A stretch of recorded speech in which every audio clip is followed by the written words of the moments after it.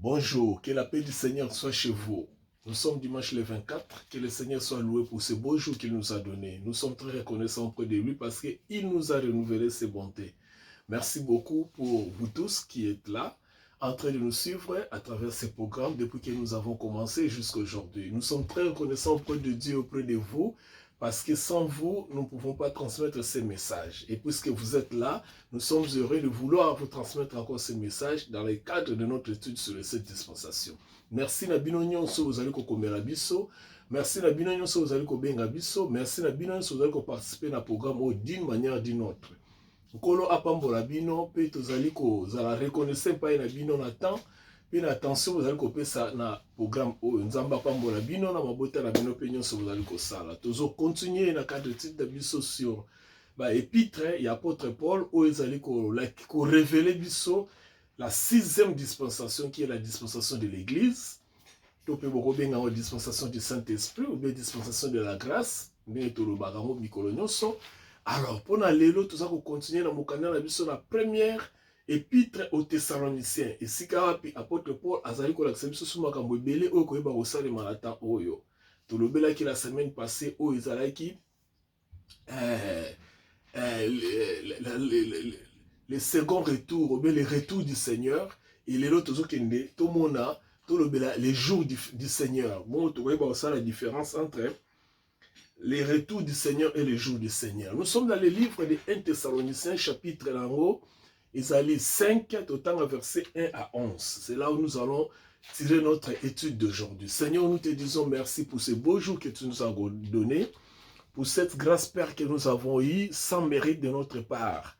Tu nous as renouvelé tes bontés et tu nous as bénis d'être comptés parmi les vivants. Nous sommes très reconnaissants dans le nom de Jésus-Christ. Nous te remercions pour notre Seigneur et Sauveur Jésus-Christ, ton Fils, celui par qui nous avons la rémission du péché. Nous avons le don de la justice et nous avons la vie éternelle. Merci Père pour Jésus-Christ. Merci pour mon frère, ma soeur qui est en train de me suivre. Merci pour toutes les familles de la terre qui comptent sur toi. Et surtout Seigneur, merci pour ceux qui sont en train d'attendre avec foi ta manifestation dans leur vie d'une manière ou d'une autre. Dans un domaine ou dans un autre. Que ton nom soit loué dans le nom de Jésus-Christ. Amen. 1 Thessaloniciens chapitre 5, versets 1 à 10, nous lisons rapidement.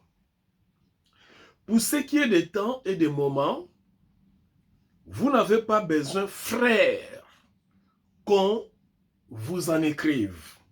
Car vous savez bien vous-même que le jour du Seigneur viendra comme un voleur dans la nuit. Quand les hommes diront paix et sûreté, alors une ruine soudaine les surprendra, comme les douleurs de l'enfantement surprenant la femme enceinte, et ils n'échapperont point.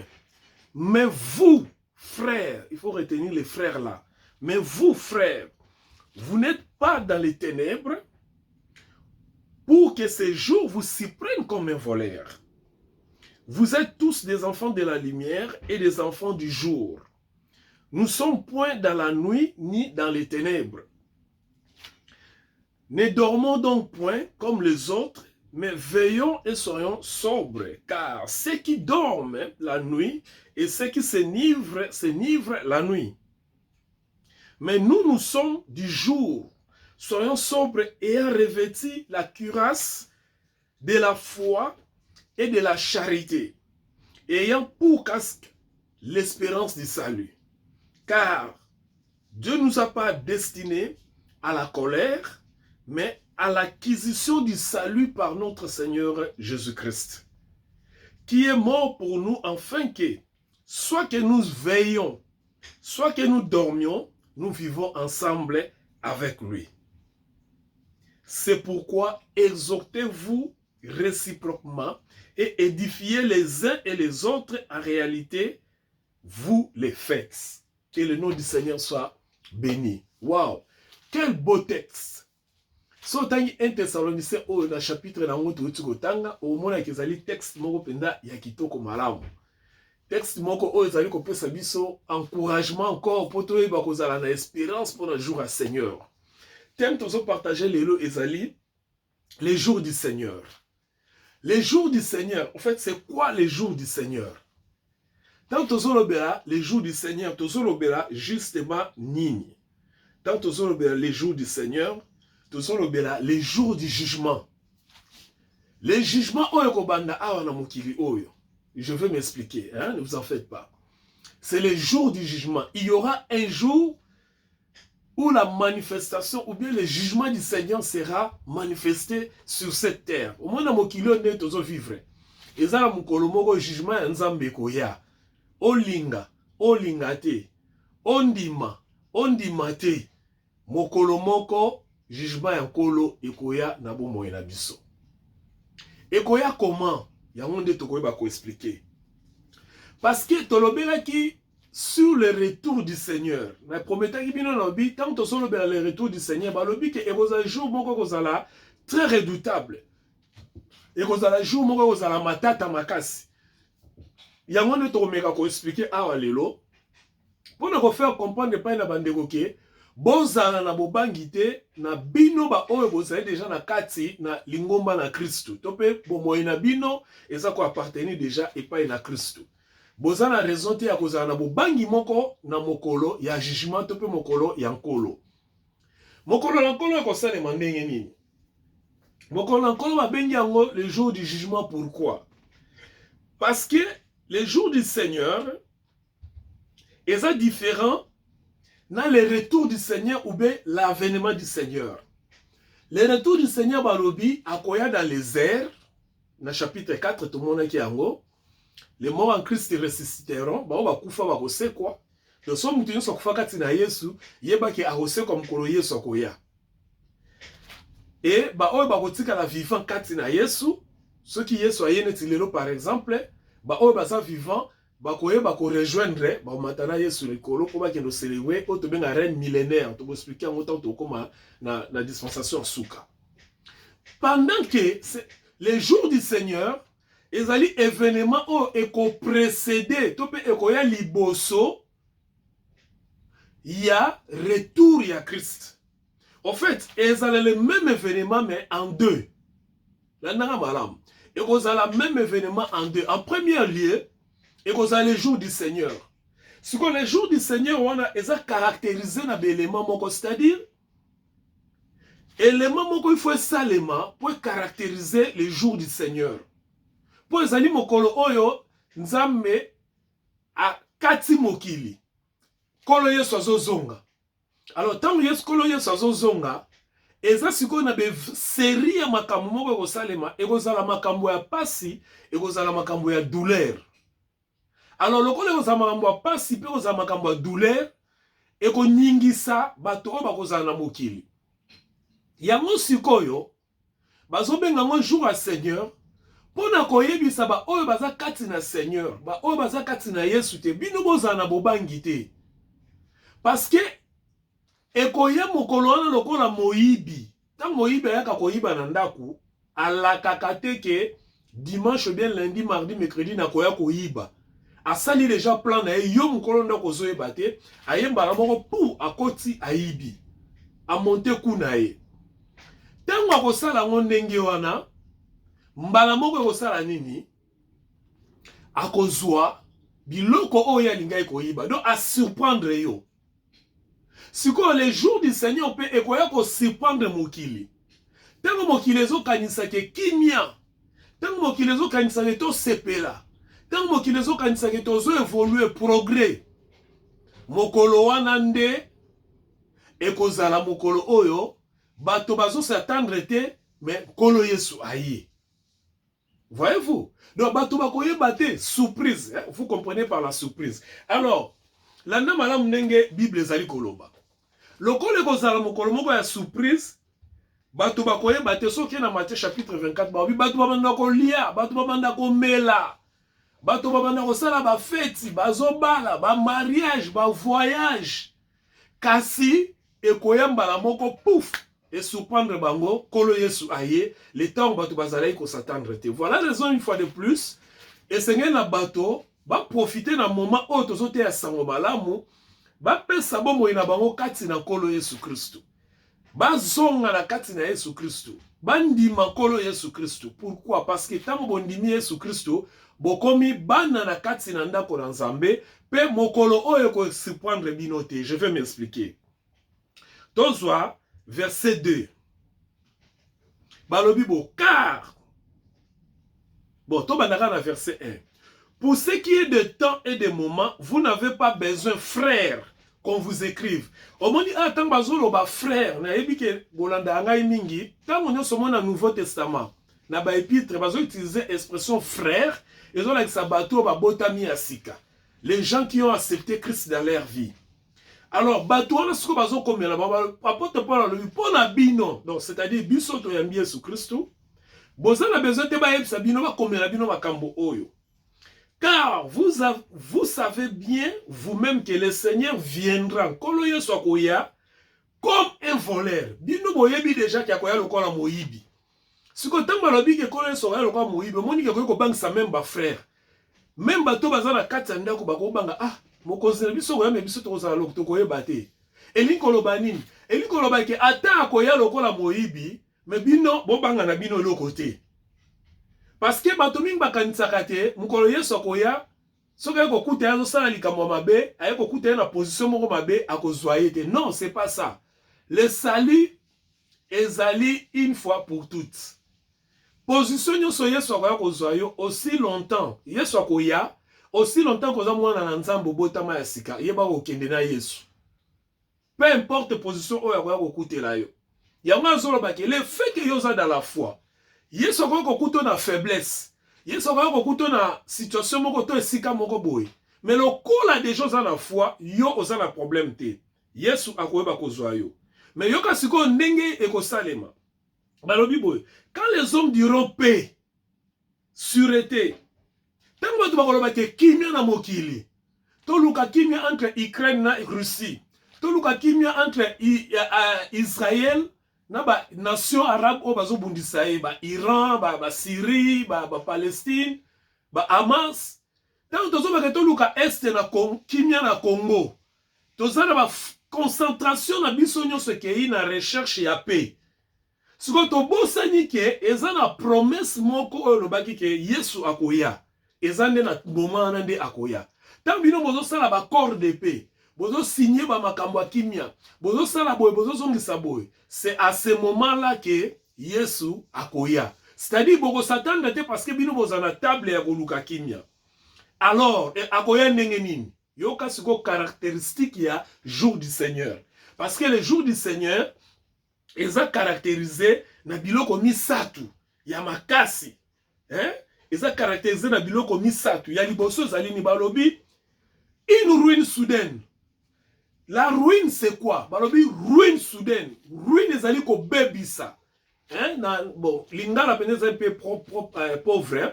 Donc ruine ezali boyebi eloko eza ruiné. Hein? Na français comprendre. Donc eloko eza ruiné c'est eloko e bebi, eloko e sili valeur, eloko yo e kozuba ruine ebele. Balobi sko ruine moko soudaine ye, c'est-à-dire ko bebisa moko soudaine ye mala moko kolakate.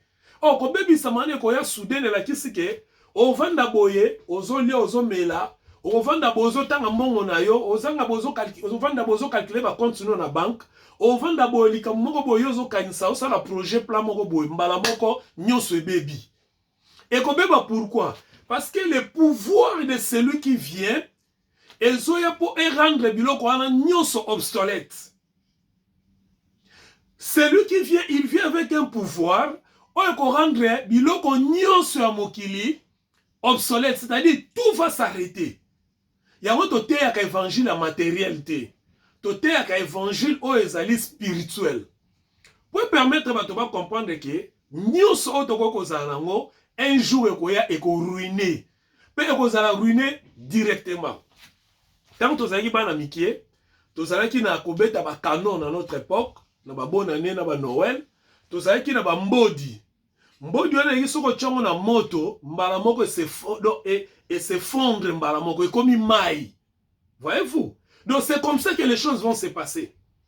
Donc, au gros anami tout kanaba avion, na bandaku, na bilamba, kitoko, tout ça. Mbala moko bibelobi e kozala ruiné soudainement. Yoku to s'attendre te. O kozala mso osimbi ba million na maboko boy. Osimbi ba wolo na yo na maboko boy. Mbala moko esali nini? E ruiné. au moins esili valeur. Pourquoi? Parce que c'est lui qui va revenir en ce jour-là, parce que mon colonaye, c'est le jour où il y a prévoyé qui aïa. Mon colonel sikoyo a rendre nyonso obsolète. Tout obsolète, on a sous la valeur. Pourquoi on a la valeur? Parce que ça mon colonaye, il y a jugement, il y a porter jugement contre bato oyo bazaya yete. Babengi bango na terme sous les autres. Ya mona bien aimé. Tote ya rabino évangile o ya matérialité, tote ya rabino évangile o du salut.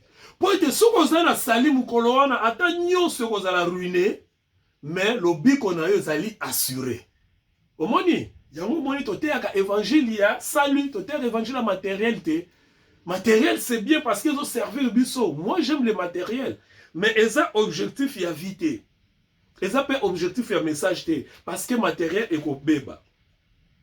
Quand les hommes diront paix et sûreté, alors une ruine soudaine les surprendra. Ça, c'est le premier élément. Déjà, au moni, quand on ruine et qu'on surprend les bateaux, ils ont déjà jugement. Donc, ils ont déjà jugé que biloko nyonso za na mokili il faut beba.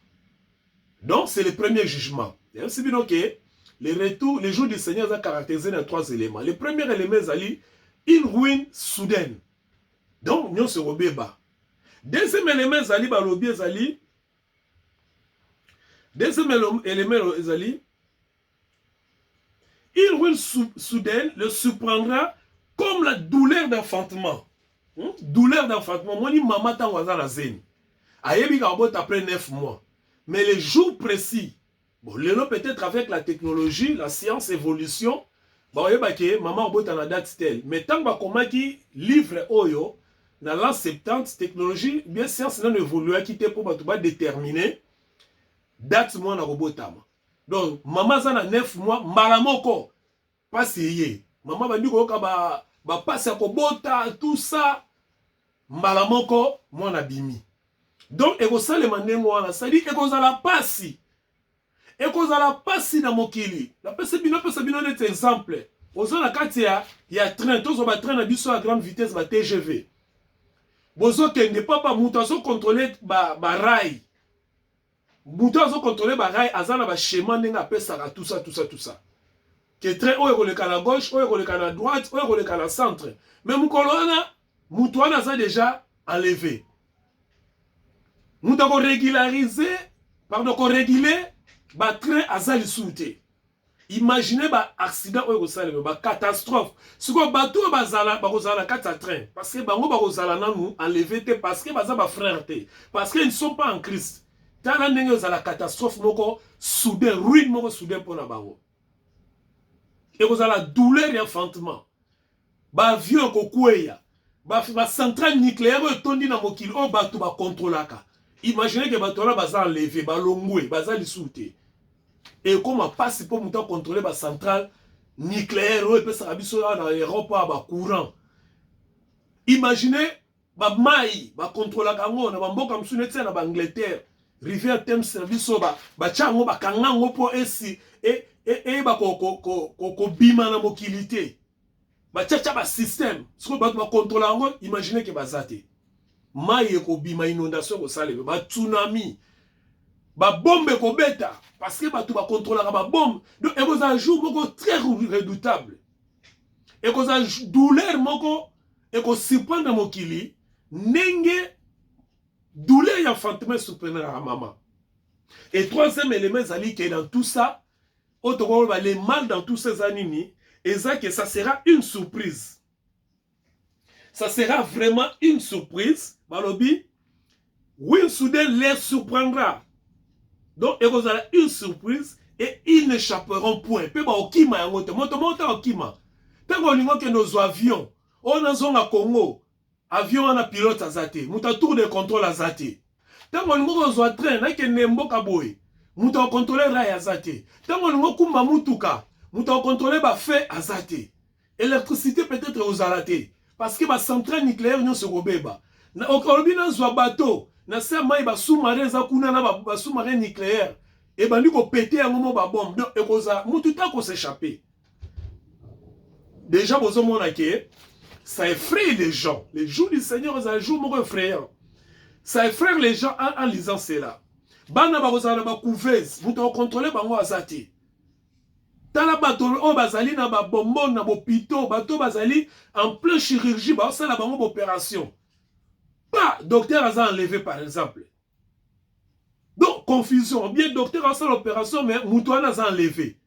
A fait l'opération de quand il y a un jour beaucoup très redoutable. Ça va créer des tensions, des morts, ça va détruire bateau bakozana bobangi donc tout le monde a une dévastation, catastrophe. Et au salema na mokili oyo, na mokolonko ya kolo Yesu Christ parce que c'est un jugement. Jugement pourquoi? Parce que c'est lui qui est le roi de gloire. Il revient pour aller kozwa bana na ye. Alors, ita mazoya wana système nyonso ya mokili oyo otobengaka cosmos ekobeba, système nyonso cosmique ekobeba. Alors, puisque le système nyonso cosmique ekobeba, résultat kozala nini? Catastrophe. Banyama o bazana zamba, bakokima, bakozala paniquer na makelele. Alors na panique na bango na kokima n'importe comment, so bakuta na mutu na nzela baleye.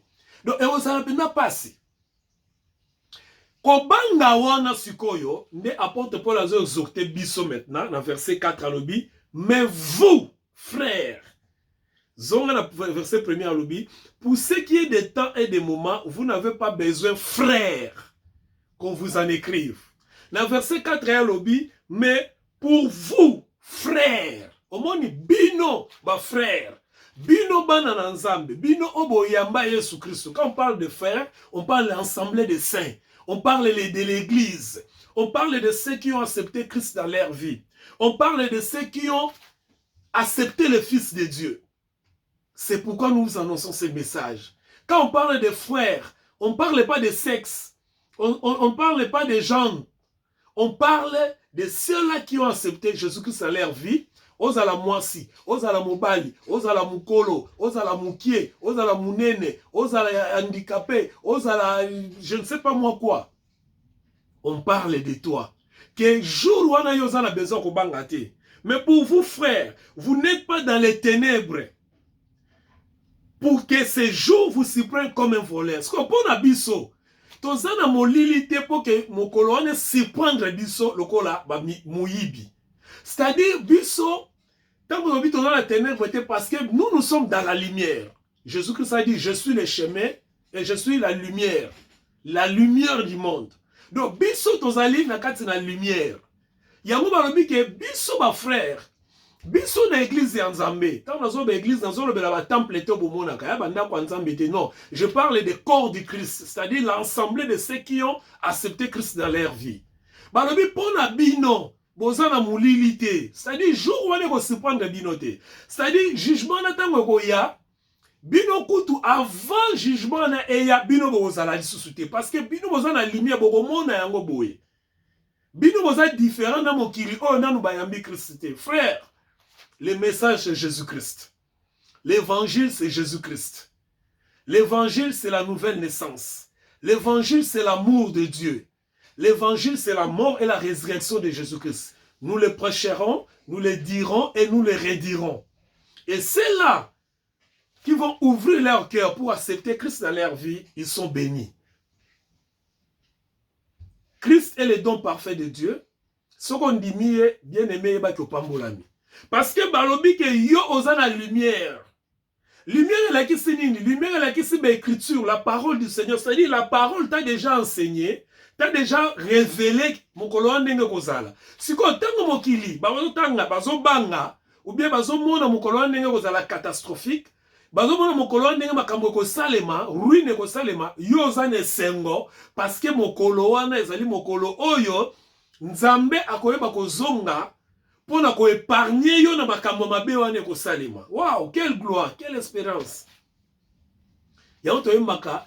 Quel jour de gloire, quand Jésus m'a sauvé, quel jour de gloire, quand Jésus m'a sauvé, quel jour de gloire, quand Jésus m'a sauvé, Quel jour de gloire quand Jésus m'a sauvé, il m'a sauvé, m'a sauvé.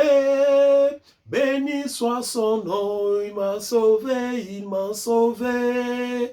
Béni soit son nom, il m'a sauvé, il m'a sauvé. Béni soit son nom, mon sauveur.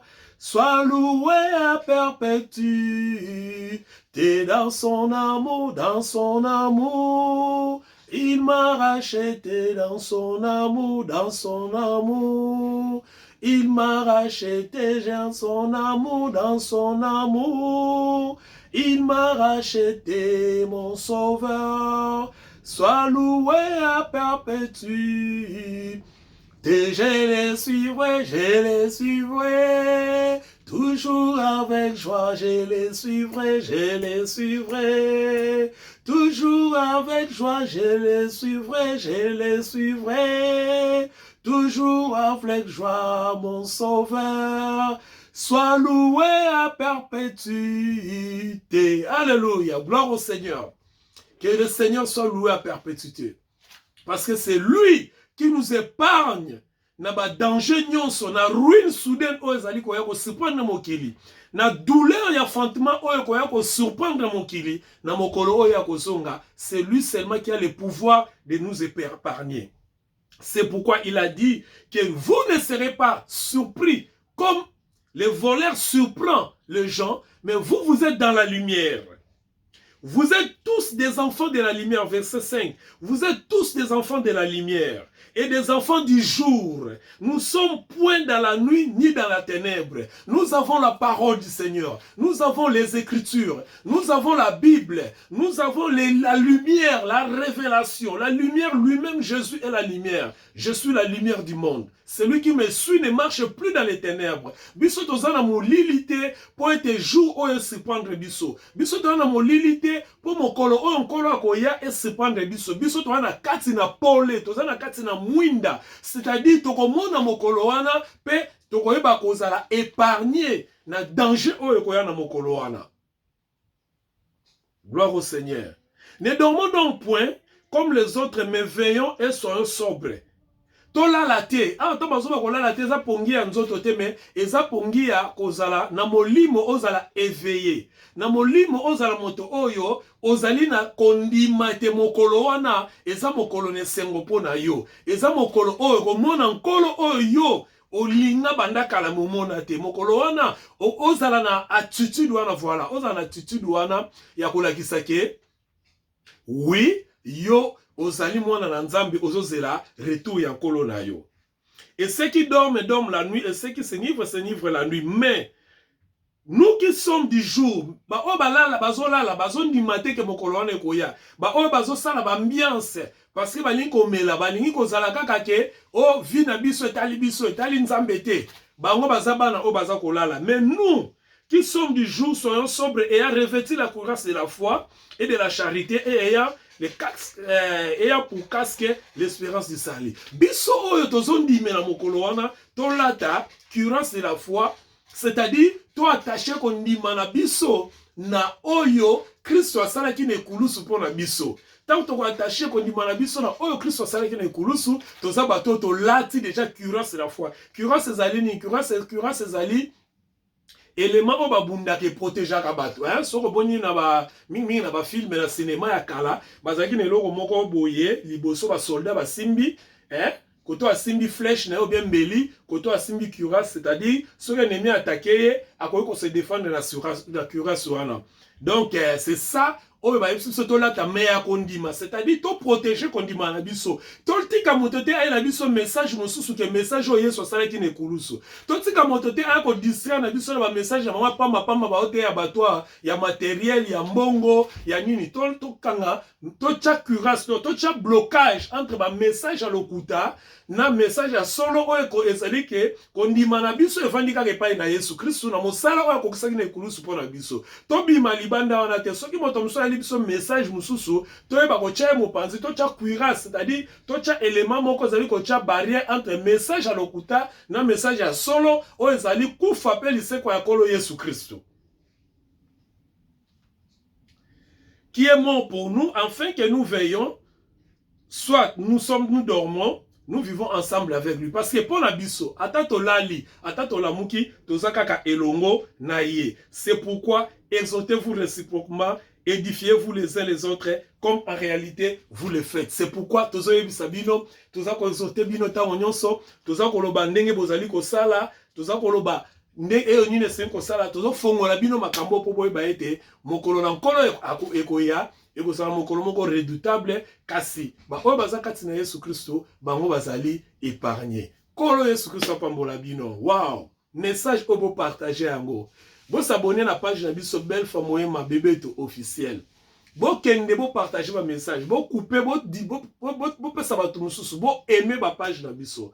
Parce que nous faisons que partager ce que le Seigneur nous a enseigné, ce que nos pères spirituels nous ont enseigné, ce que la Bible nous a enseigné et ce que le Saint-Esprit nous a révélé. Pour nous permettre de vivre liberté na bino kati na Yesu Christo. Kola pambola bino et apambola nyonso o ezali ya bino na mabota na bino na kombo na Yesu Christo. Jusqu'à ce que je vous revoie la semaine prochaine, restez bénis dans la paix du Seigneur.